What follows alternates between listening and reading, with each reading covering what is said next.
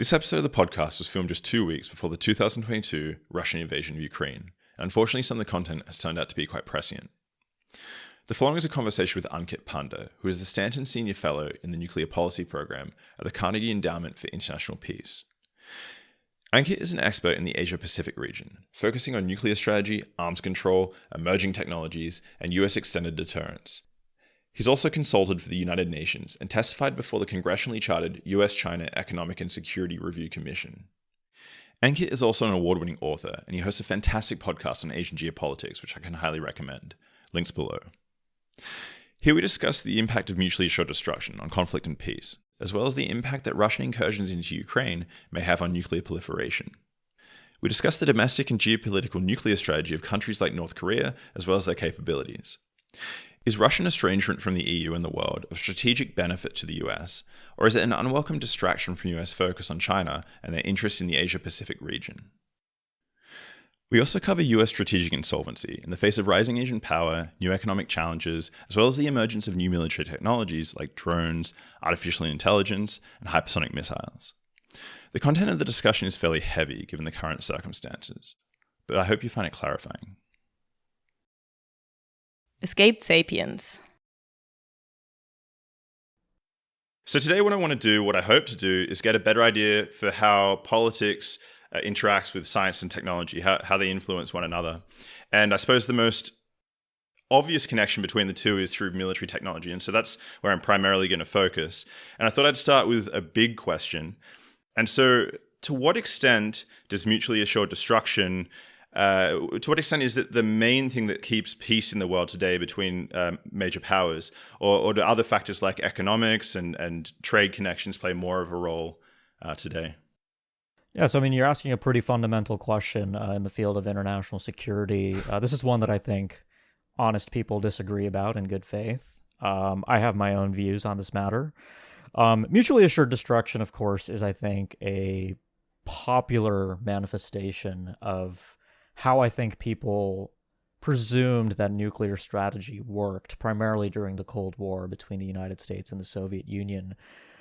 The unfortunate thing about mutually assured destruction is that it never really existed in the popular sense, right? There's a sort of neat, sort of layman's version of the Cold War, which was that the United States and the Soviet Union had tens of thousands of nuclear weapons, and that part is true. And that by the possession of these nuclear weapons, there was this very stable relationship and mutual recognition that any use of these weapons would manifest in the end of civilization and total destruction, and so therefore these weapons were not usable, and so peace persisted at a strategic level throughout the Cold War. Of course, we had the Korean War, the Vietnam War, the Soviet invasion of Afghanistan, so I'm not implying that the Cold War was universally peaceful, because that can be a myopic sort of superpower perspective. But the reason I don't think mutually assured destruction really existed in that neat sort of theorized form is because neither country, the United States nor the Soviet Union, ever accepted vulnerability, right? So we can get into sort of the fundamentals of nuclear strategy and the basis for how nuclear deterrence is supposed to work in practice. But look, throughout the Cold War, each side sought to gain advantage. It's just not in the DNA of strategic cultures in national militaries and defense establishments to live with vulnerability to one's adversary. And deterrence thrives when vulnerability is accepted. That's sort of the one of the requirements, right? If you and I, and we're friendly, but let's imagine we weren't friendly and we had a dispute. And I wanted to deter you from taking action against me, and you wanted to deter me from taking action against your interests. The ability to credibly threaten to threaten the other one with costs is an important part of that. And if I accept that you can threaten me with costs that I deem unacceptable and you deem the same, neither of us is likely to take action. And so that's the mutually assured destruction that really never manifested.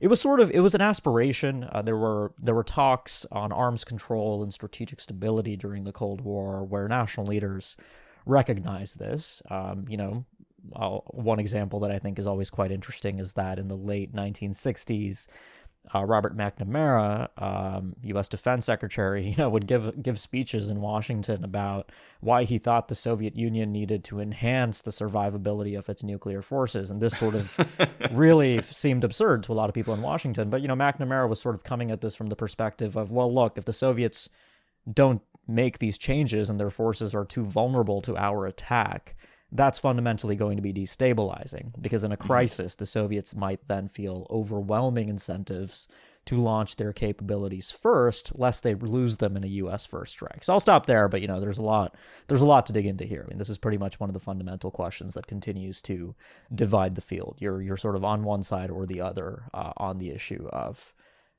does nuclear deterrence work, and does it preserve peace? In practice, did the States ever step back its capabilities for those reasons? So yeah, I mean, arms control did manifest eventually during the Cold War. It wasn't this unbridled, unlimited competition. But of course, arms control doesn't just help avert war. It also minimizes the consequences of a war should it occur, should deterrence fail, which has its own benefits. Fortunately, deterrence never failed during the Cold War, because I think the costs of a Cold War nuclear conflict between the United States and the Soviet Union would have been basically civilization ending. And the other purpose of arms control is minimizing the costs of peacetime competition. And this one, I think, actually has the most practical value in terms of real world budgetary politics, right? Strategy is reasoning about means and ends, and if you have unlimited ends, you're not going to have limitless means to achieve those ends. And so both countries saw value in arms control for these reasons. And so we didn't end up in this scenario where the unlimited pursuit of capability to seek absolute advantage basically, led to the demise of either society. Although, I mean, people still make the argument, which I think is fairly well supported, that at least in the Soviet Union in the 1980s, continued spending on nuclear weapons capabilities was a contributor to overall economic malaise and eventually the collapse of the Soviet Union, which, I don't want to oversimplify, had many causes, but that was certainly one of them. Yeah, so I suppose what you're saying in sort of a condensed version is the situation was always dynamic. It was never this static sort of, we have these capabilities and we're forever going to remain peaceful because, we can assure destruction upon one another, right? It's there was always someone developing new weapons, new capabilities, and that's the main stick in the ointment, right? Yeah, I mean, offense and defense, it's that never-ending cat and mouse game. It's what Paul Warnke called, apes on a treadmill, the arms race, in effect, right? The minute, I mean, look, for instance, I know you've talked about space security issues on this podcast before, and what's interesting is that, pretty much in the weeks after the Soviet launch of the Sputnik satellite, the first man-made satellite to orbit Earth, the United States immediately began thinking about ways to shoot down satellites, right? The moment an adversary is perceived to gain advantage, immediately there's a lot of thinking, a lot of spending on counter capabilities. And so arms control is one of the ways to sort of get the apes to sort of step off that proverbial treadmill. But otherwise, really, there's no solution here, right? We might theorize about stable deterrence and mutually assured destruction and the nuclear revolution, but all of this has, in practice, everywhere. I mean, this is not just the U.S. and the Soviet Union. You see this with India and Pakistan. You see this with North Korea and South Korea. South Korea isn't even a nuclear weapon state, but you see similar dynamics. I mean, this idea that adversarial relationships can be stabilized simply because, purely rational beings will recognize the costs of competing in an unlimited fashion. That just doesn't manifest in practice. So on the subject of North Korea, then, it's obvious that North Korea is not it doesn't have the capabilities to destroy America. So there's not this it's definitely not mutually assured destruction here at play. So for countries like Iran, North Korea, how does the acquisition of nuclear weapons fit into their national strategies? What does it allow them to do? What does it allow their leaders to do politically, both domestically and externally? Yeah, so the point you actually raise is an important one in terms of breaking down mutually assured destruction, right? What I would actually say existed during the Cold War was mutually unacceptable damage, or MUD, not quite MAD, right? I mean, look, the doctrines that the United States and the Soviet Union relied on, right, at the highest ends of a nuclear conflict, it wasn't that we were going to totally wipe out Soviet civilization and target nuclear weapons in such a way that every citizen of the Soviet Union would be vaporized. It was about, I mean, in the nuclear jargon, you have these targeting approaches of counterforce and countervalue. Counterforce being targeting the adversary's military capabilities and nuclear forces such that they can't be used against you. So to limit damage against yourself, you sort of, attack the adversary. This approach is generally seen as in line with the laws of war. The International Court of Justice has effectively said that nuclear deterrence of this form can be legally practiced. And so this is the basis of how the U.S., which does say that its nuclear war plans adhere to the law of war, practically plans for nuclear conflicts today, right? The U.S. today does not target cities. That is not a lawful way to conduct a nuclear war. And I mean, for a lot of people that aren't steeped in these issues, the whole notion of legally fighting a nuclear war can be very uncomfortable. But I mean, these are real things that, military lawyers and policymakers think about. So unacceptable damage during the Cold War, or, assured destruction, however you want to talk about it, on the counter-value side, i.e. targeting the adversary's economic center, population, and other sources of value, it was basically around the idea of, well, we'll take out 25% of their population, right? If you've seen Dr. Strangelove, this is the classic, Buck Turgidson, we're going to get our hair mussed a little bit. 25% of the population, maybe we can live with that, right? Anyways, this is all very bleak stuff. But this notion of unacceptable damage is, I think, fundamentally important to what you're asking about, which is what do smaller states like North Korea, which, it's actually remarkable where North Korea has come now, right? I mean, Richard Nixon once described this country as a fourth-rate pipsqueak, and, earlier this month I was on calls with reporters talking about North Korea's new hypersonic gliding weapons and and so forth. So, things have changed. But nuclear weapons have dramatic effects, right? We all intuitively understand this, even if, things like blast overpressure and air bursts and ground bursts aren't necessarily necessary for the average person to understand that a nuclear detonation anywhere in the United States would be a very bad day, even if it doesn't result in assured destruction.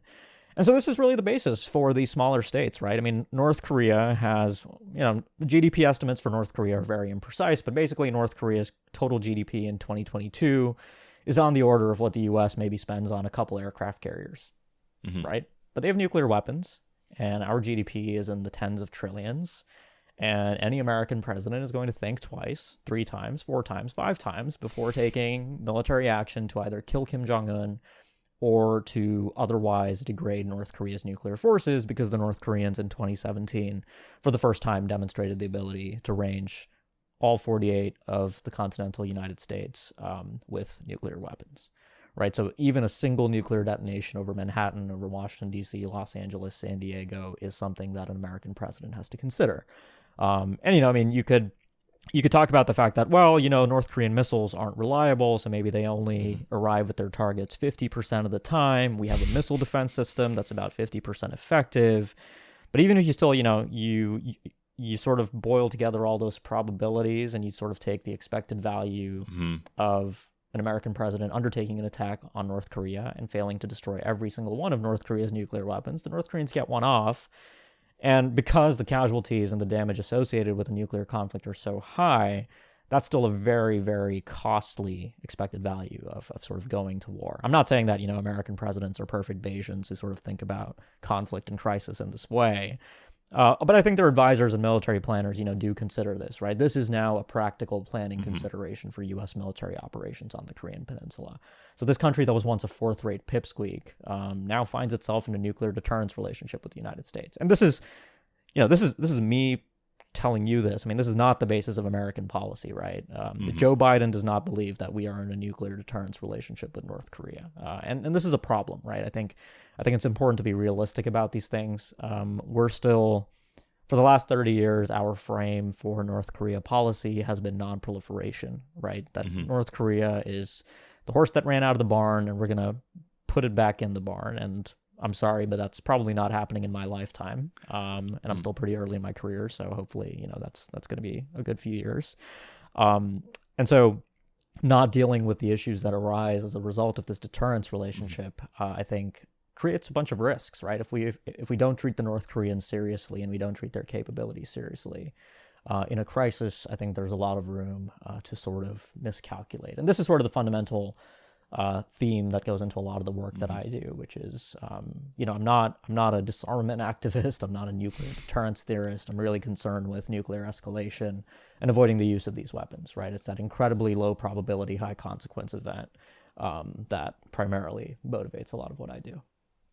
So what do you think? Do you think it was a good thing then that Trump went forward and spoke directly with Kim Jong Un, or do you think that was a strategic misstep, or what's your opinion of that change? I think Trump went to Singapore for the wrong reasons, right? I don't think for a minute that he was interested in disarmament or nonproliferation. I think it was the classic ratings play. It got good ratings, right? It was the biggest story in the world when it happened. Everybody was talking about it, but practically the only good thing that came out of that process, and really you can't really attribute this to Trump, right? I think South Korean President Moon Jae-in, the progressive leader in South Korea, who very much reciprocated North Korean overtures, has a lot. I think he gets a lot of the credit here too. But the effect that it had was that it sort of de-escalated the crisis that had really started to get to a dangerous place by the end of 2017. 2017 was the year when Trump it was this uniquely dangerous year because I think when new nuclear states are crossing important qualitative developmental thresholds, like North Korea in 2017 when they demonstrated a thermonuclear weapon and an ICBM capability, an intercontinental range ballistic missile capability for the first time, we just so happened to have Donald Trump in his first year of the presidency. And of course, he was not interested in traditional processes and national security planning and would threaten North Korea with fire and fury, tell Rocket Man that he's about to, die at the United Nations General Assembly and so forth. And so the positive effect that came out of that process was that it sort of pulled a lot of that air out from the crisis that had begun to balloon in 2017. But here we are in 2022. Not a single uranium enrichment centrifuge has stopped spinning in North Korea. They've restarted their reactor. They're reprocessing plutonium. They're testing hypersonic glide vehicles and other new advanced delivery systems for their nuclear weapons. They're mooting tactical nuclear weapons. I mean, it's just, all of that. I mean, the reason I'm sort of going into that level of detail is to really emphasize that this isn't the non-proliferation problem that we were dealing with in the 1990s when, the Clinton administration, to its credit, shut down North Korea's only source of plutonium. And that had the benefit of sort of kicking this can down the road. But for a variety of reasons, we're in this predicament now with North Korea. So if you're going to be quantitative, what are the capabilities? So we know they have hypersonic missiles, and then we know they have nuclear weapons. But is it they have 10? They have 100? What does that picture look like in terms of the numbers? Yeah, and you're a scientist, so you're comfortable with uncertainties, and I usually like to talk about these things with significant error bars because we just don't know for sure the numerical contours of North Korea's forces, which are changing. I mean, every month, North Korea is creating more fissile material, potentially manufacturing another warhead. So the basic numbers that I usually like to work with are that the North Koreans probably have manufactured on the order of 40 to 60 nuclear weapons. I would say most of those are fission bombs with a yield of around 30 kilotons. That's roughly twice the explosive yield of the bomb dropped on Hiroshima. And the remainder are much higher yield thermonuclear weapons on the order of maybe 250 to 400 kilotons in explosive yield, which is significant. So 40 to 60. And on the side of delivery systems, the longer range. So with delivery systems, you're not just talking about missiles, you're talking about launchers for missiles. So this is actually one of the paradoxical, or not paradoxical, but sort of counterintuitive observations that I think a lot of people find surprising with North Korea and other proliferators, which is that it's actually much more difficult for a country to build a very heavy truck, a very large truck to carry a missile than to build the missile itself. Right? I mean, look, we're pretty well into the space age where orbital and suborbital launches are fairly well understood. Liquid propellants, energetic liquid propellants for rockets are early 20th century chemistry. The North Koreans produce all of that indigenously. But it actually turns out having a reliable transmission and engine system and, wheel axles for a very large launcher, road mobile launcher capable of launching ICBMs, is very difficult. All right, the North Koreans aren't going to do silos because silos would be incredibly vulnerable to U.S. conventional and nuclear attacks. So their entire land-based delivery system array is all road mobile. So they have these trucks that drive around the country with missiles. And so what I'm getting at is that when it comes to ICBMs, the missiles capable of, hitting me here in Washington, D.C. and New York City and Los Angeles, Mar-a-Lago, Florida, wherever, they have around, I would say, probably 4 to 8. Depends on how many are actually likely to be deployed in a crisis. The big problem, though, and this is the one that I think Americans think less about, but certainly South Korea and Japan think a lot about, is that they have on the order of more than a couple hundred launchers capable of delivering or launching missiles capable of nuclear delivery to targets in Japan and South Korea. And then they have sort of 30 launchers that are capable of carrying what are known as intermediate range missiles. These are missiles in the U.S. Department of Defense taxonomy that range between 3,000 and 5,500 kilometers. And the reason that range is particularly significant to North Korea is because 3,000 to 5,500 is what gets you Guam. And Guam is something that a lot of Americans don't think about too much, but it's a U.S. Pacific territory that hosts, among other facilities, Andersen Air Force Base, which is where the U.S. Air Force conducts many of its bomber operations in the Pacific region that the North Koreans particularly dislike. So Guam is an important target for them. So they have 30-ish launchers capable of ranging Guam, and they've demonstrated a delivery capability in practical terms. So it's not the kind of crisis that it's a very new problem for American military planners, right? In 2017 was this important year because it was 46 years since China in 1972 or 1971 demonstrated its first intercontinental range ballistic missile capable of ranging the U.S. And so that might have been, the 70s and 80s were when U.S. military planners were sort of coming to grips with the fact that they now had 2 nuclear adversaries to worry about, China being a much smaller problem. And then in 2017 and now towards 2022 into the future, the U.S. is slowly adapting to what it means to have 3 nuclear adversaries. And what's interesting about the China-North Korea parallel is that a lot of the ways in which, American officials in the 60s and 70s used to talk about Mao's bomb. And so, is Mao rational? Can he be trusted? What does it mean that China now has a small nuclear arsenal? A lot of those very same debates are playing out with North Korea, which I find pretty fascinating. Do you think from the perspective of North Korea, it's sensible to have these weapons? I mean, is it understandable from your perspective?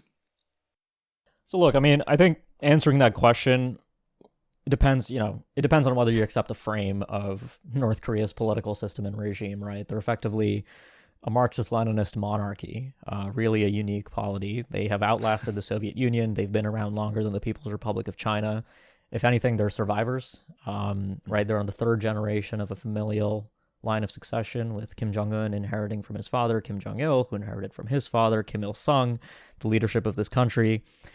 And, Kim Jong-un, like me, is a millennial. He's fairly young. He's lost a little weight recently, but he's not the healthiest guy. But I expect, like every other millennial, he wants to live a long life and grow old. And he wants to remain in power because he has it pretty good. Luxury goods and, ski resorts and all kinds of things that he enjoys. And nuclear weapons basically are the ultimate form of assuring that in the long term, right? It's actually less about the survival of the country, right? Because if we, I think for Westerners, there's often this sort of idea that we're gonna, Donald Trump did this in the Singapore summit where he sort of showed Kim Jong-un a video that was like, a capitalist North Korea with McDonald's and all of these private businesses, fast fashion brands, shopping malls. And, as Westerners, intuitively, we're like, capitalism is great. You have all these benefits. Why don't you just give up your nuclear weapons and give your people prosperity and enter the modernized, globalized world? And suggesting that to North Korea is as good as suggesting regime change, right? In that scenario where North Korea has been transformed into basically South Korea, Kim Jong Un is no longer the head honcho with this absurd amount of absolute power that he enjoys. And so that's a very difficult kind of, I think, thing for a lot of people to grok, that the North Koreans are never going to accept that. And so it's not just regime security, it's Kim Jong Un's personal security. And the North Koreans repeatedly talk about Saddam Hussein and Muammar Gaddafi, what the fates that befell them after engaging with the United States in good faith on nuclear disarmament. And so they basically see no reason to give up their nuclear weapons. And so, the U.S. is sort of paying some of the costs of our, I think, not so forward-looking policy with Iraq and Libya. But what is interesting to me also is that people talk about other examples in disarmament, right? Like the South Africans were the only country to have manufactured nuclear weapons and given them up. Albeit with South Africa, it was basically under regime change conditions, the end of apartheid. And the Ukraine example, which I don't think has many parallels with what the North Koreans experience. But so that's the basic thing, right? I think the North Koreans are never going to give up these capabilities as long as Kim Jong Un is in power. I don't want to say never, I don't ever want to say never. I also don't want to bet on North Korean collapse. This was a very popular thing in the mid-1990s when, after the Cold War ended and the North Koreans lost their Soviet patronage, there was this big concern, especially after Kim Il-sung died in 1994. He'd been the only leader of North Korea since the country's founding in 1948. That North Korea would collapse. And like I said, they have pulled through famines. They have pulled through major crises with the United States. They just continue to survive. And of course, when I say they, I mean, I'm really talking about Kim Jong Un and about a small coterie of around 50,000 or so Workers' Party of Korea elites, right? North Korea is a country of 25 million people, and the fates of most of those people are pretty grim. And so that is one of the tragedies, is that North Korea's nuclear possession is very good for one man and the people that he allows to share the halls of power with him to an extent. But it's I think it's a tragedy for regional security. It's a tragedy for the people of North Korea, and because of the possession of nuclear weapons by North Korea, I think our ability to influence what happens inside North Korea is just going to be fundamentally more limited than it's ever been in the past. On the topic of Ukraine, so they used to have the world's third largest nuclear arsenal, and they gave it up on the assurance from the UK and the US and Russia that they would have security, right? That these nations were going to protect their sovereignty, I guess. What do you think the impact of the recent incursions by Russia, annexing Crimea, and also these incursions in the eastern provinces? What do you think the influence of this sort of a crisis has on nuclear proliferation more broadly? Yeah, so the Budapest Memorandum, I think, is popularly misunderstood, and I've seen a lot of this, obviously, in the context of the late 2021, early 2022 crisis in Europe. Ukraine did have physically on its territory fissile material and delivery systems comprising the third largest nuclear arsenal, if they could use it. Right? A nuclear delivery system and fissile material is no good to you if you don't exercise command and control over those forces, and the Ukrainians never did.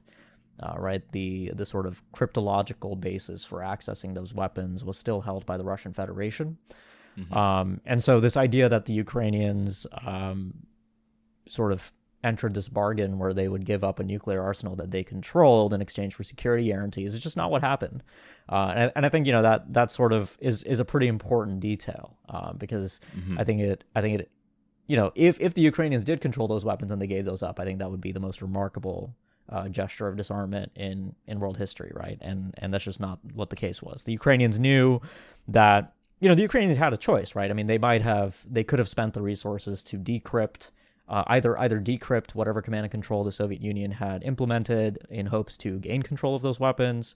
They could have physically cracked open the weapons to extract the fissile material and remachine it for use in new nuclear weapons design, which would have required Ukraine setting up its own nuclear research and development complex. The Ukrainians still have a very robust space launch and missile industry, so delivery systems wouldn't have been a problem for Ukraine as much. But this idea that they would have simply turned the key and become a nuclear power if they hadn't trusted these security guarantees just wasn't true. And look, in the aftermath of the Cold War, you're a newly independent post-Soviet state. You could either go down this very uncertain path and really set yourself up as a pariah state against, the then new Russian Federation and United States, both of whom would probably oppose you doing that, or you can take the Budapest Memorandum deal, enter Europe's new security order, and hope that those security guarantees mean something on paper, which unfortunately in 2022 has turned out to really not be the case. And so it wasn't really the kind of, I think, proposition that it's commonly presented as. So that's, that's sort of my view on the Budapest Memorandum in Ukraine. So what were their capabilities?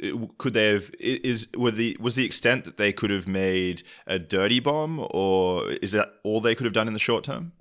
Yeah, I mean, a dirty bomb is basically taking highly radioactive material, including fission byproducts, and sticking that with some conventional explosives and hoping that you disperse. A dirty bomb is more technically called a radiological dispersal device. So just taking radiological materials and dispersing them. The Ukrainians could have done that. That was sort of a big concern in the 2000s with sort of terrorist groups getting access to, medical isotopes and other radiological materials and using those in a dirty bomb. But a dirty bomb wouldn't have anywhere near the same kind of deterrence effects that full yield nuclear weapons would. So it's a pretty, I think, significant distinction in terms of the military utility. Mm-hmm. So in terms of, if we go back to the Korean Peninsula, what would be the ideal outcome for the United States, but also for Russia and China? I know these are very different pitches, but what do people actually want if they get their wishes?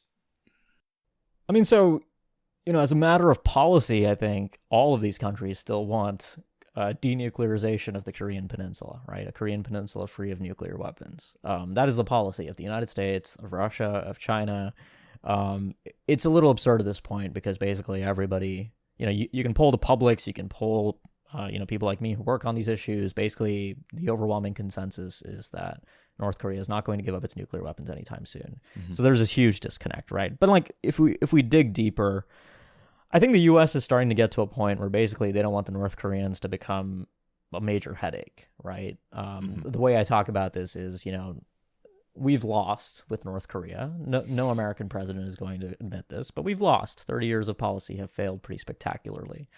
And now, if the North Koreans don't pipe up too much, if they don't saber rattle with South Korea or Japan, which the U.S. is treaty bound to defend, and they sort of just generally, stay quiet and do their own thing, the U.S. can probably live with that.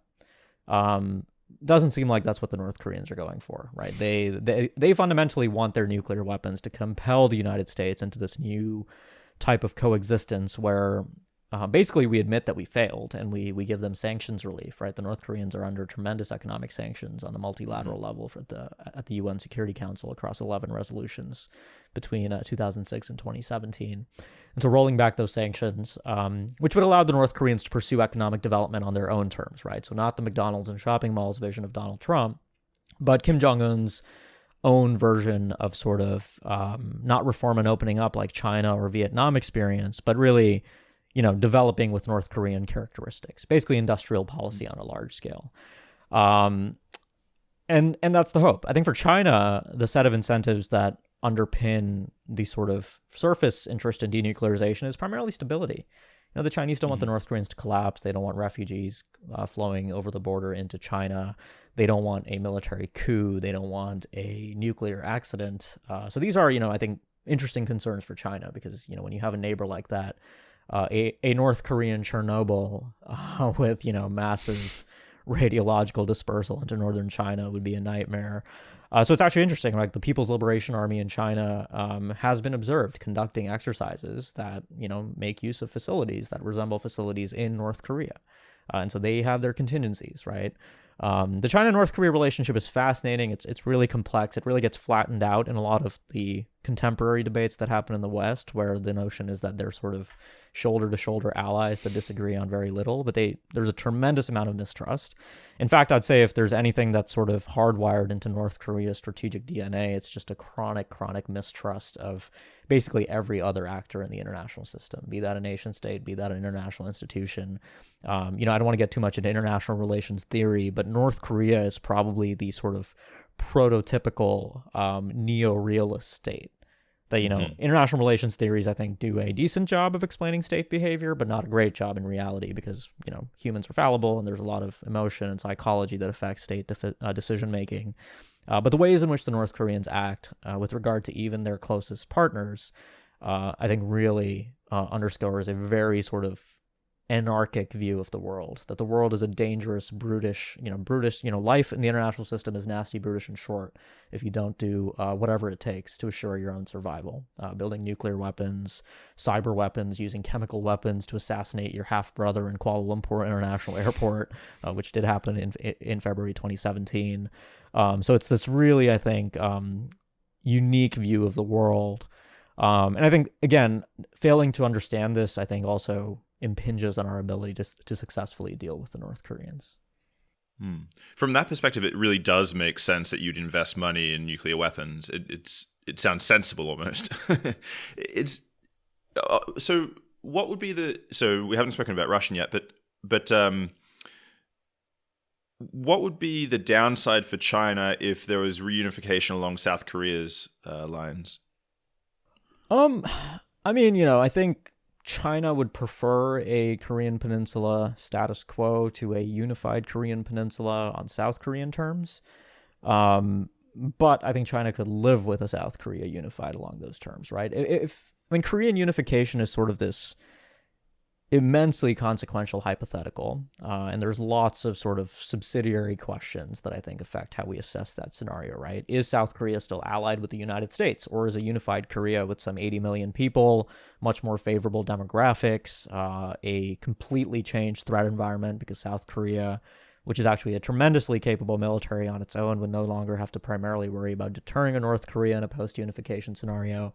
So how does South Korea then act in the region? Does it sort of threaten China? Does it threaten Japan? These are sort of, I think, really far-fetched questions that, there's just several factors. I think the Chinese could ultimately live with that outcome if it did come to that.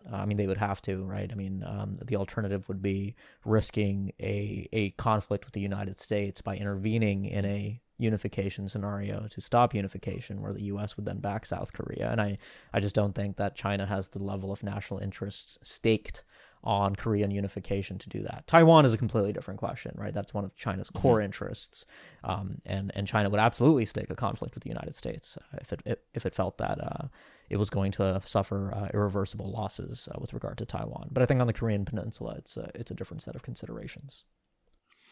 Before heading further south into Asia, I thought I'd step back a little bit. So you mentioned the conflict in Ukraine currently. Just a quick question, because I'm curious about your position on the question. What do you think? Does the US gain from Russia being estranged from Europe? So, is there benefit to Russia and Europe not playing nicely together? For example, to give some examples, maybe it drives up liquid gas prices, or maybe it strengthens NATO. Or this is along the lines I'm thinking. Do you have an understanding of what America's position is in this case?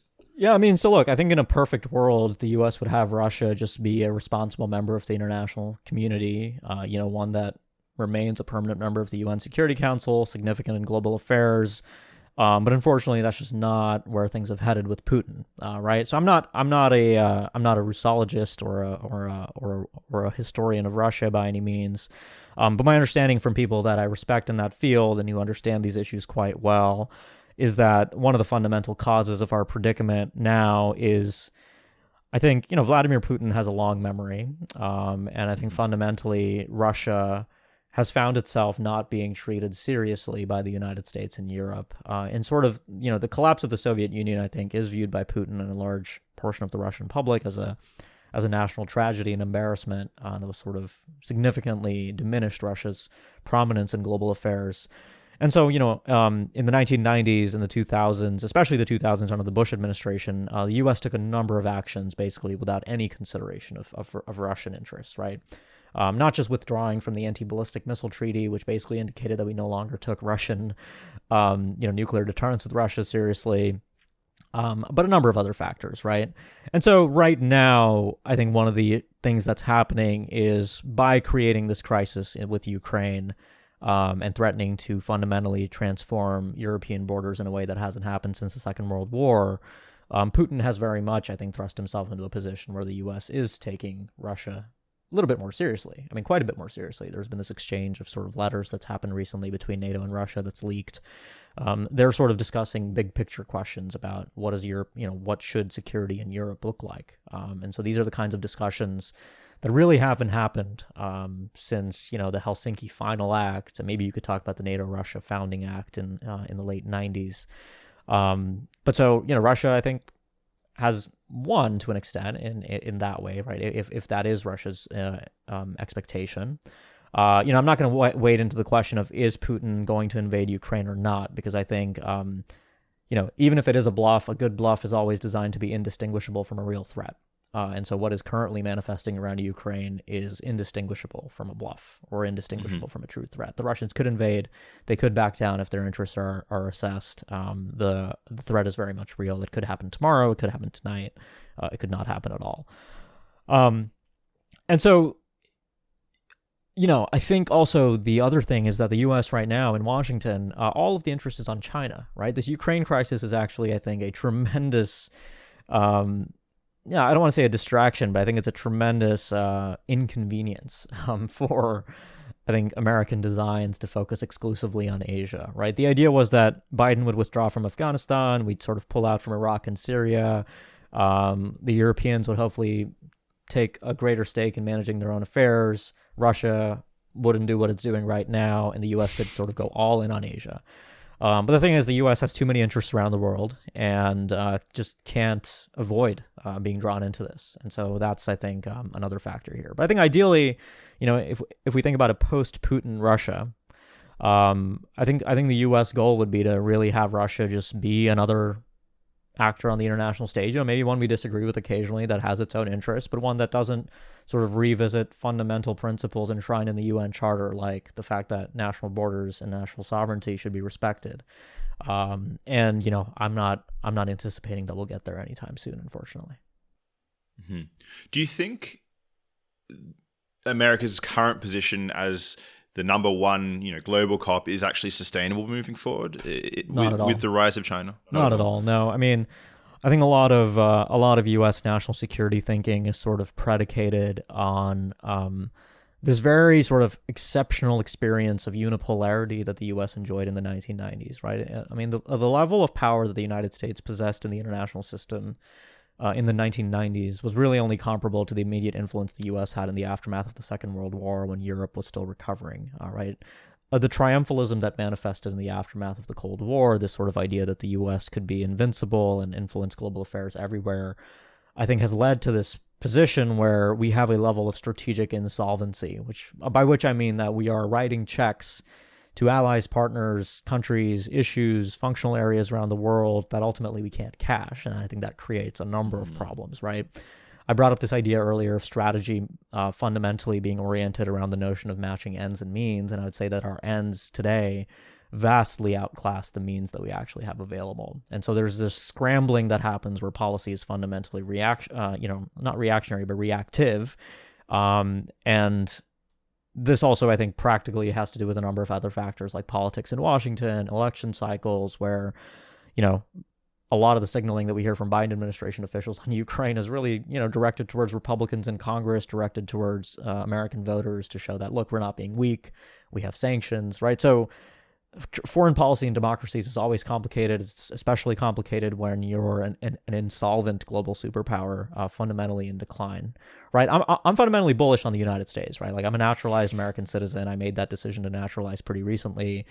So I'm not here to bet that the United States is going to lose the 21st century, whatever that means.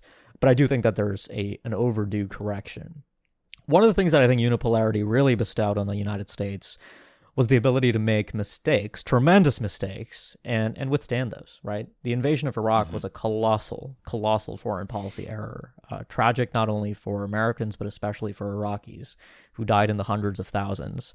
And the United States has barely faced any consequences as a result of that, right? I mean, sure, we can talk about the non-proliferation consequences of North Korea, but really, I mean, that is one of the fundamental privileges of that level of power in the international system, is that you can squander trillions on wars and still basically have your society progress as if you hadn't committed a colossal error.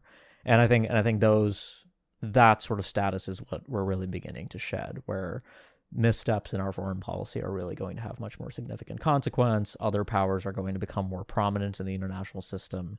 And so figuring out how to cope with that is something that, there's a lot of thinking being done on that in think tanks and academia. But I think within government, there's still a very, very deeply ingrained reluctance to drop this idea that America can have expansive, indispensable interests everywhere. And I think that needs to change.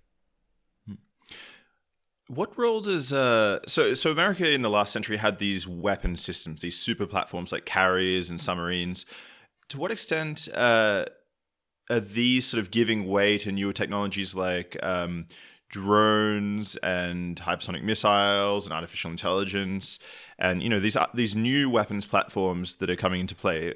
What role do these play in sort of the fall off of American power? Yeah, I mean, modern warfare is fundamentally transformed, right? So I think the kinds of military campaigns that we saw during Desert Storm in the early 1990s, or even the U.S. invasion of Iraq, basically are a thing of the past at this point. There was a really excellent special issue of The Economist recently that does a very good high-level overview of what I'm about to describe.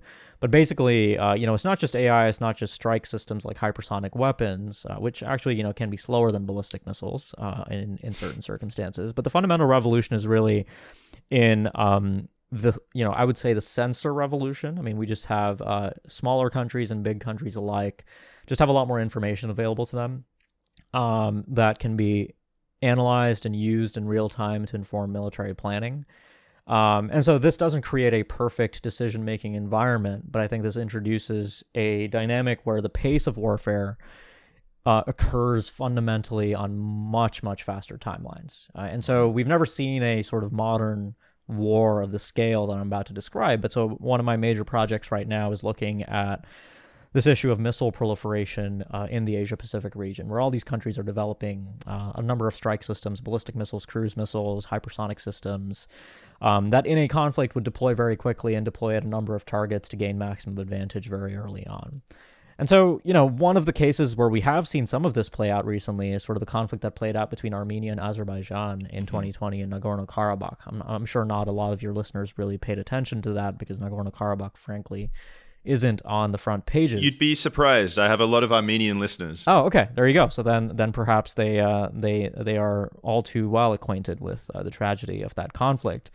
But the dynamics that we saw in that conflict, right? I mean, loitering munitions, these sort of basically, autonomous cruise missiles that linger for a very long time over a battlefield and then destroy their targets without any warning. High altitude drones and strike systems. In a great power conflict, multiply that with impressive and persistent space-based intelligence, surveillance, and reconnaissance capabilities. AI conducting real-time analysis of optical imagery to detect and analyze targets in a way that was never possible before. It's just something that I think human beings fundamentally, right? Military planners are still fundamentally human beings. Politicians making decisions to escalate or not in a conflict are human beings. It's just outpacing our ability to really understand that. So, there's this old notion that, Clausewitz talked about in the Prussian times of, the fog of war. And the pace of modern conflict, I think, intensifies this in a way that really, once a conflict gets started, escalation pathways are just immense, right? I mean, there's just too many unintended consequences here that can play out.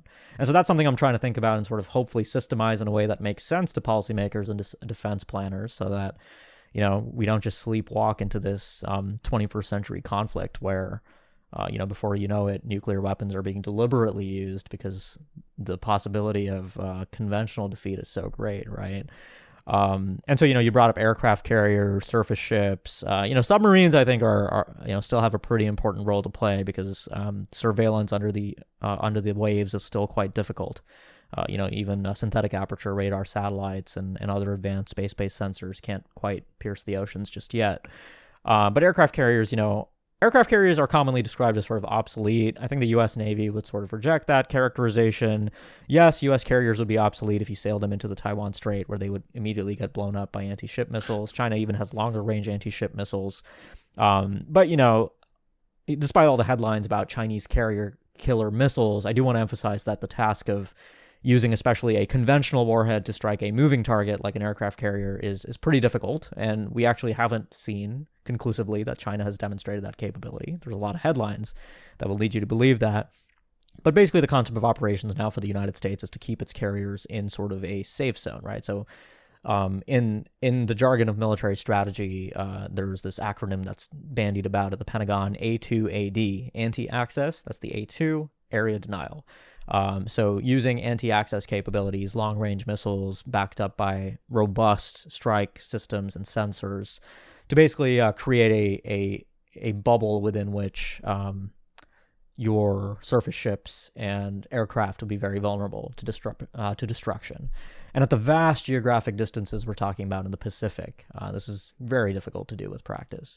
And so, keeping your carriers far away and using sort of long endurance drones, teaming up with stealth aircraft to sort of pierce that bubble, conduct limited strikes and back off, using long-range strike systems to pierce that bubble, ballistic missiles, hypersonic weapons. These are some of the very sort of voguish trends at the Pentagon. But really, it's that old Cold War era dynamic where, we are building capabilities and then figuring out how we're going to really use them in practice, where we're going to put them, and what the implications of these new capabilities are for escalation and conflict. So it's not tremendously encouraging from where I'm sitting. But, my hope is that the next 10 to 15 years, hopefully we don't end up in a major conflict where we haven't fully thought through these issues. I suppose if carriers really were obsolete, then China wouldn't be building them right now. On the topic of drones... Well, actually, if I can just jump in on that, right? So it's interesting with carriers because there's other considerations, right? It's not just what... militaries mostly exist in peacetime. That's the thing. Most of the time that a military exists is existing in peacetime. And so this is why, when people criticize the U.S. defense budget, it's sort of... I'm critical of U.S. defense spending. Don't get me wrong. I'm not a spending hawk by any means, saying that we should pour more money into the military. But it's just that, militaries do so many things, right? Humanitarian assistance, disaster relief. The U.S. military assists with typhoons, earthquakes, volcano eruptions in Tonga, and so forth. And so militaries do all of these things. COVID relief and infrastructure too. There's a lot of roles to play there. And carriers are very good in peacetime. They're this tremendous show of American presence, right? If a major humanitarian crisis happens and an aircraft carrier shows up with food and medicine, that has diplomatic and soft power value. And for China, it's very much a similar consideration, right? China is building carriers not because they are perceived to hold tremendous value in a conflict, but because it's what big countries do. It's what superpowers do. It's a way to demonstrate your presence. And so, there's all of these decision-making contours that go into military spending and defense policy. And I'm not implying for a second that this should lead us to sort of sleepwalk into massive levels of spending by any means. But this idea that we exclusively have militaries for times of conflict just hasn't been true in practice. And of course, this leads to another problem, which is that because we're so comfortable with spending in peacetime, and because, especially in the United States, you have pork barrel politics and you have, defense contractors that are very good at just, milking Congress for all they're worth, you end up with a bunch of capabilities that, aren't going to be very useful in a conflict. And this is, another good example of this is Taiwan, right? There's this huge sort of streak of criticism in the United States that the Taiwanese simply aren't spending the kind of money that they need to be on the kinds of systems that would actually help them resist for the longest possible duration an invasion by the quantitatively and qualitatively superior People's Liberation Army. like things like F-16s, right? F-16s would be blown up on their airfields before they would ever be able to take off in a conflict. But those same Taiwanese F-16s are now deploying almost every other week to repel Chinese aircraft from testing Taiwan's air defense identification zone. So it's that sort of peacetime versus wartime distinction. And if you're a Taiwanese president, you can't just ignore the peacetime utility of these systems. And so Taiwan is now trying to sort of do both things at once, but it's not an easy problem. Defense policy has many contours. Do you think within our lifetimes we will see artificial intelligence in charge of the kill switch, or do you think we'll see wars that are completely drone-based? Yeah, so, it depends on if you're talking about general artificial intelligence or if you're talking about, AI is this term that's used by different people to mean different things, right? A lot of people will just use basic statistics to mean AI. And, that kind of AI is already implemented into early warning systems where, computers will be able to conduct analysis to determine false positive signals from false negatives and sort of hopefully avert either of those outcomes, the type 1, type 2 error problem. But then there's sort of the general AI problem of, where you have a Skynet style system that's deciding on its own who and what to strike. And I think we're pretty far off from that. I think there's a very persistent level of discomfort. And, it's actually, I've been a part of a few very interesting war games and simulations with former and current U.S. military and officials on this kind of stuff. And I think one of the reasons that this isn't going to happen doesn't have anything to do with morality or ethics. It's really about human ego. I mean, in each of these simulations and exercises, when, a hypothetical AI system provided any input on a strategic scenario or a crisis or a tactical predicament, human decision makers basically trusted their own reasoning much more than that of the AI system, right? So it's sort of because we imagine that our human ingenuity is always going to be fundamentally more reliable than any computer that we as humans might be able to engineer. And so I've wondered about the implications of that, because does that mean that, a president that receives warning from a early warning system in the future that's deemed very sophisticated that, Russia has launched a nuclear attack against the United States, is that president going to take that as a source of absolute truth, or would that president maybe interpret that signal differently if it were to come from a trusted advisor, for instance? So a lot of this gets into human psychology and how we sort of trust systems that we can't fully understand. I think humans are fundamentally uncomfortable with that. Although, maybe this changes over time. Maybe as, technologies like self-driving cars and AI personal assistants like, Siri and so forth manifests everywhere. The relationship between how we interact with machines is likely to change in ways that could reverberate here.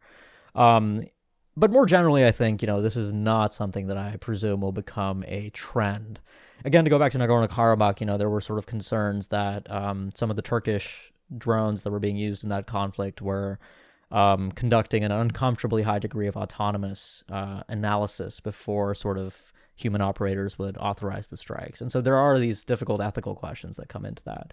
But there's a very active field of research. There's sort of lawyers and ethicists that spend a lot of time working on the issue of lethal autonomous weapons. The United Nations is seized of this issue as well. And generally right now, the trend is not against wide-scale deployment of this. The thing that I sort of worry about, and that I've spoken about on other episodes of the podcast, is a situation where you just get such an advantage by giving control over to the artificial, whatever you mean by artificial intelligence. You can shoot that missile this much faster, you can target and so forth. And that's the sort of, to use your language, where you sleepwalk into a position where now you hand over control. That's the... I think with AI, I think AI is going to become increasingly more important in analysis and reconnaissance. And so there's just some tasks that computers, a computer does very well with a standardized set of inputs as data, right? Be that optical images, numbers, what have you, telemetry signals, other kinds of signals, intercepts.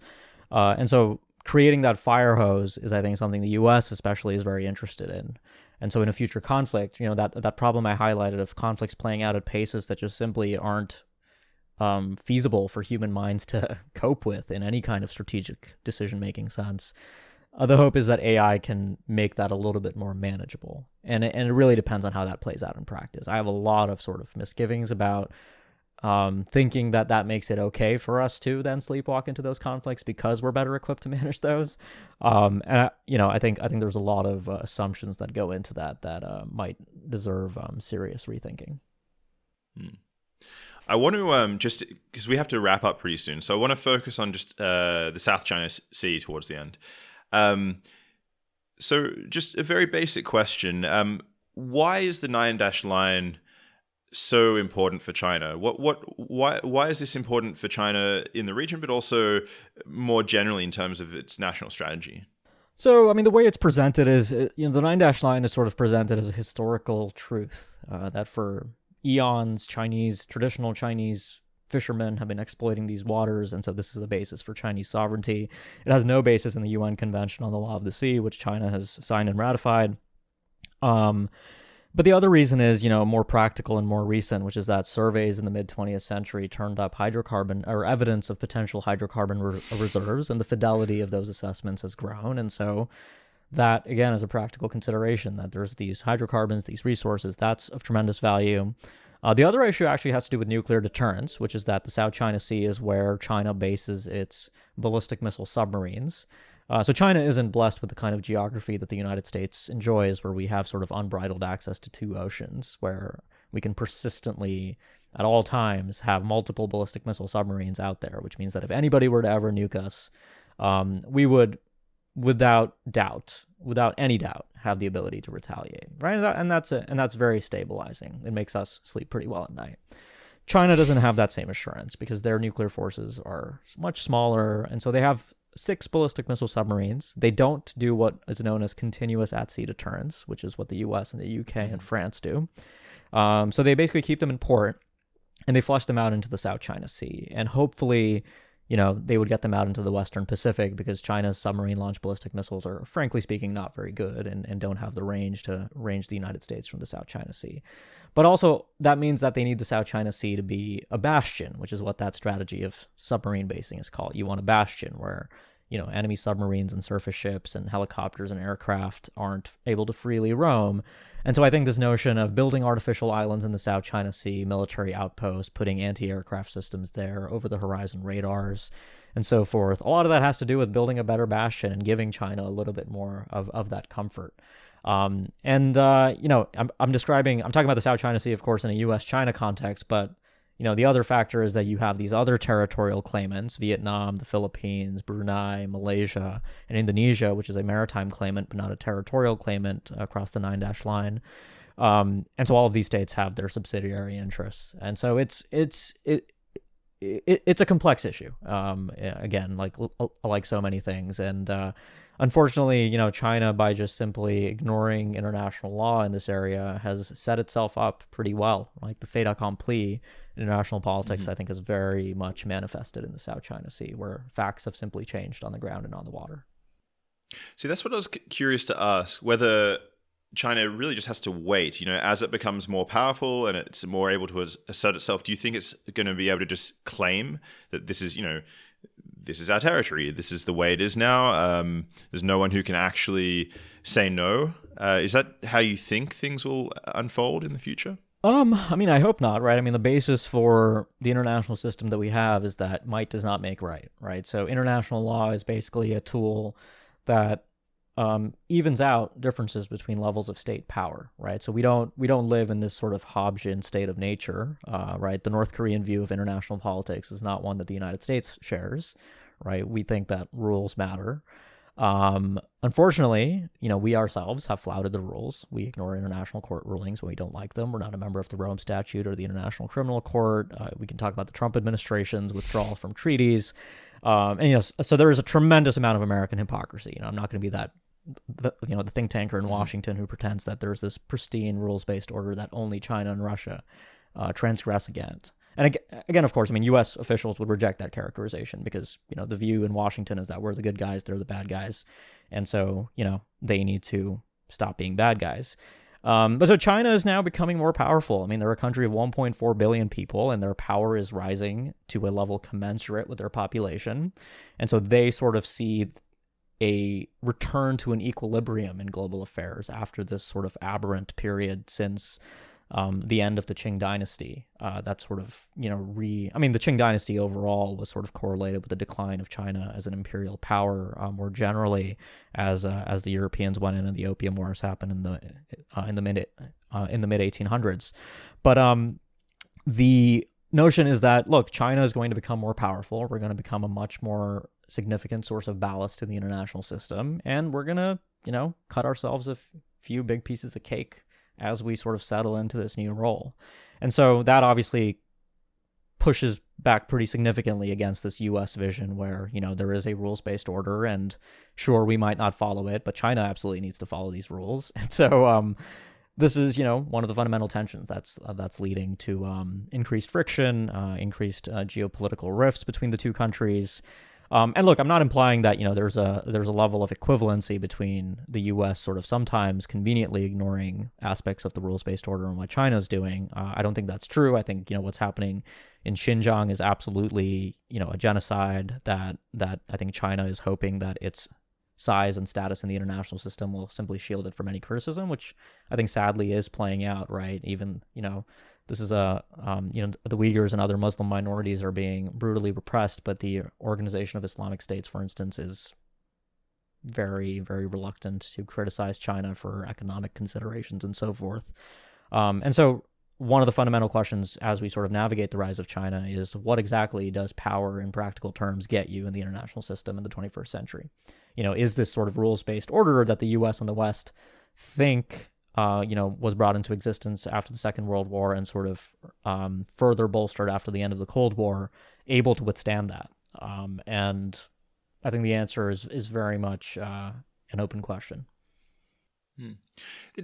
I'm curious. It's curious that you mentioned criticism towards China as it grows, because my view, the way I understood things was that as China became more powerful and it took more center stage, that it would be more open to criticism in the sense that everyone criticizes the United States quite often, right? You often hear people in Europe criticizing the United States and their policy. So I thought that one of the downsides to China becoming more prominent on the world stage would be that they actually have to now take criticism in a similar way to the States. You don't think that's going to be the case? So I don't, and I think part of that I think has fundamentally to do with how open societies and democracies contend with criticism internationally, right? It's not just the United States, Western European countries, Israel, all face tremendous criticism on the international stage. And I think there's important differences in how each of those three categories react. I think with China, first of all, internally in China, within the Communist Party of China, there isn't a culture of open debate and criticism, right? The Politburo doesn't get together and, Xi Jinping spitballs an idea and, other members of the Politburo Standing Committee don't sort of second guess him necessarily, especially if they want to sort of, stay out of Xi's anti-corruption campaign, which, has really been used to quash his rivals. And so when you have that kind of political culture where criticism just isn't part of it, I don't think that really translates into a foreign policy where, you're open to this idea of being criticized. In Chinese writings on foreign policy, and official writings, white papers, this notion of big countries and small countries is very prevalent, that big countries have certain privileges that small countries simply have to tolerate. And it's a very old idea in international politics, going back to Thucydides' Melian dialogue of the Spartans and the Athenians, the strong do what they can and the weak suffer what they must. I think that sort of plays into how China is in practice handling criticism, because I think, one of the things that has happened recently is as China under Xi Jinping has become more forceful in the pursuit of its own interests internally and externally, it has led to more criticism, right? When, the general manager of the Houston Rockets declared his support for the protesters in Hong Kong, and was silenced. That really, I think, was a wake-up call for a lot of people, right? People who I know who don't think, don't work in international affairs or spend any time thinking about geopolitics were suddenly, wondering, why do the preferences of the Chinese Communist Party affect speech considerations by American citizens on American soil? And so, that's leading to, Pixar movies with maps of Asia depicting the Nine Dash Line. It's sort of, the Winter Olympics, I think, have also put this into focus. That as China grows, Hollywood movies are taking this into consideration. Top Gun 2 is censoring Taiwanese flags. And so these frictions between sort of open societies and closed societies, I think, will continue to play out. But broadly speaking, I think we just see no signs that political culture in China is ever going to get to a place where the ability to withstand criticism is ever going to become a strong suit. I just don't think that's in the cards. You often hear about people talking about the century of humiliation. In China itself, do people talk about this? And is this sort of a meme that spreads throughout the population? If so, should the West be in some sense worried about China's ascendancy if this is, built into the culture? Yeah, I don't want to generalize for the views of 1.4 billion people, but I think it's absolutely an important part. Fair enough. It's an important part of the Communist Party's, national mythology. It's that notion of, mean reversion or return to equilibrium in international politics that China sees, right? Strictly if we sort of just view the international system as a collection of 196 countries with differing populations, and we give no attention to the moral or political character of those countries, imagine we're aliens just viewing the Earth, and we look at these countries. We see one country with 1.4 billion people and a large chunk of territory. We naturally assume that country is going to be the most powerful in the international system, right? That's not the case as Earth exists.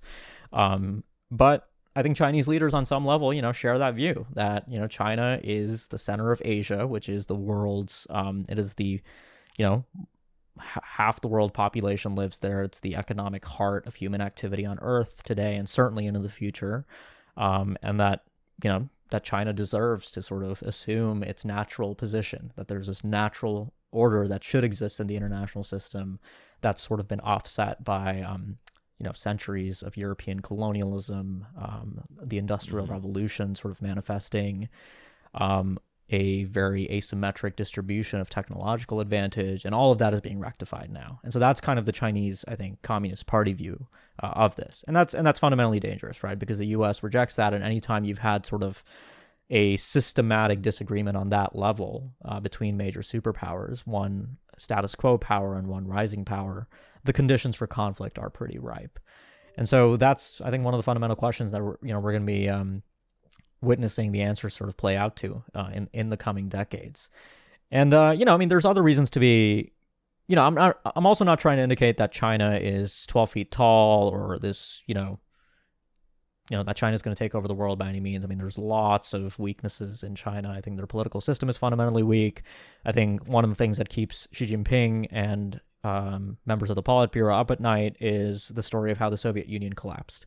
And so avoiding those mistakes, right? I talked about Xinjiang. Xi has given speeches where he basically cites the failures of Soviet ethnic policy, right? The Soviets had a policy of allowing all of the ethnic nationalities of the Soviet Union to enjoy differing levels of autonomy.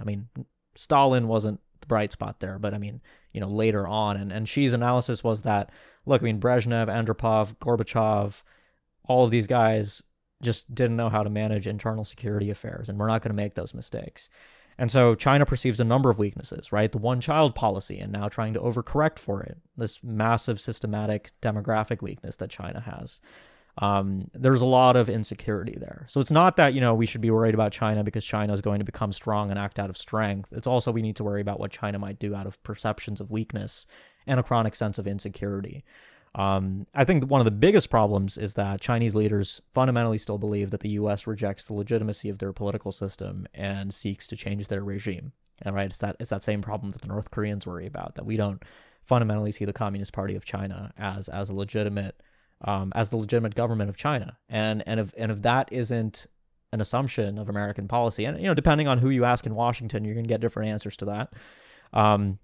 That doesn't really create a basis for a stable relationship, and especially one that can avert conflict. To wrap up, I thought I'd just close off with a very quick overview, because I realize you've only got a couple of minutes. what do you think the American policy moving forward towards the future should be towards China? Like, if you were going to develop a policy to lead towards a more peaceful existence, knowing, of course, we also have these big shifts in technology, big economic shifts, and this rise of China, what would the policy look like if you had your way? That's a big question. I mean, luckily, I don't primarily spend my time working on U.S.-China relations. Look, I think the first thing to say here is, like I said, I'm a naturalized American, fundamentally believe in the advantages of open societies and democracies. I would much rather, live in a world where the United States is preeminent. So I guess I'm a very Washington in that sense. But I'm also interested in averting conflict with China. I think one of the major issues that makes this a very difficult problem, and I think this is one that a lot of people who do in good faith want to avoid China are wrangling with in Washington, is how do you deal with a leader like Xi Jinping, who is fundamentally different from his predecessors, fundamentally different from Hu Jintao, Jiang Zemin, Deng Xiaoping, much closer to Mao Zedong and his understanding of the international system and China's role and China's internal system. Engagement is sort of now this toxic word in Washington where, we brought China into, we accommodated China into the international system that we built. And in that process, we set up China to displace us. I think that narrative is maybe a little bit oversimplistic, but I think it also does have some truth to it, which was that the U.S., U.S. officials during the Bush administration, the Clinton administration had these rosy assumptions about how accommodation and sort of showing China the benefits of globalization would manifest in changes internally in China, that China would become this market economy. And sure, maybe they remain the People's Republic of China on paper, but, become a much better environment for Western companies to do business in and so forth. But what we've had in reality is, Hong Kong becoming absolutely quashed as a global financial center, Disney Pixar movies being censored and, Star Wars being, subject to the whims of the Communist Party. So it's really, engagement is toxic for those reasons. But I think fundamentally, if you want to avoid crisis with this country of 1.4 billion people that has nuclear weapons and massive military capability and these revisionist objectives, you need to negotiate with China. And I don't mean that you need to accommodate China or you need to sort of appease China, but you need to do what we did with the Soviet Union, right? You need to manage that competitive relationship. And, this has been getting more lip service under the Biden administration. We've heard about managed competition, responsible competition, but in practice, I think that's going to require bringing China into some very difficult discussions on things like arms control, strategic stability, managing military disputes, and also revisiting, I think, issues of just Asia's security architecture in the same sense that we did with the Soviet Union with the Helsinki Final Act, where we included all of the states in Europe, and we sort of reached this understanding about the role of these superpowers in regional security. And of course, it's not just the U.S. and China. Asia, like I said, is the center. Asia is the center of the world, and it will be the center of the world for the future, right? It's the economic heart of the world, and the demand signals that are coming out from Asia, from around the region, are fundamentally economic. Smaller Asian countries, especially countries in Southeast Asia, even U.S. allies. U.S. allies are more concerned about China than they have been in the past. Even partners like India are more concerned. But all of these countries want a peaceful environment in which to develop their economies and pursue prosperity. And so it's not just, aircraft carriers and missiles and deterrence that they want to see out of the United States, but they want to see some kind of forward-thinking economic vision. And, once upon a time, this was the Trans-Pacific Partnership, and of course that is now long dead and just passed its 5-year anniversary since Donald Trump pulled out. But I think that's another question: is the U.S. going to offer an affirmative economic vision to this region, right? Again, let me just close with this thought on strategy again, right? Throughout this discussion, I've talked about strategy as the, platonic strategy is when ends and means match. And I think if you asked American officials to define their ends right now, our ends are defined in pretty negative terms. We know what we don't want to see. We don't want to see an Asia dominated by China. That just doesn't sell in Asia, right? I think the region is looking for some kind of affirmative vision of what America can really offer. I think once upon a time the U.S. did this. The U.S. did this in Europe in the aftermath of the Second World War. And I think there was potential to do this. I supported the TPP, not because I'm some kind of free trader who wants to take jobs away from hardworking Americans, but because, I think it had sort of net positive benefits on countries like Vietnam, who would have seen huge benefits, and, it would have lifted quite a few people out of poverty, had good standards and so forth.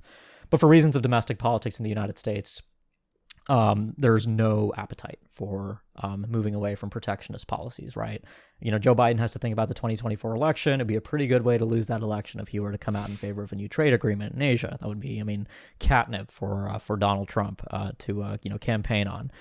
So it's complicated, but I just think that in terms of coming up with a strategy for dealing with China, you really have to take a more holistic look at what's necessary in Asia. Escaped Sapiens.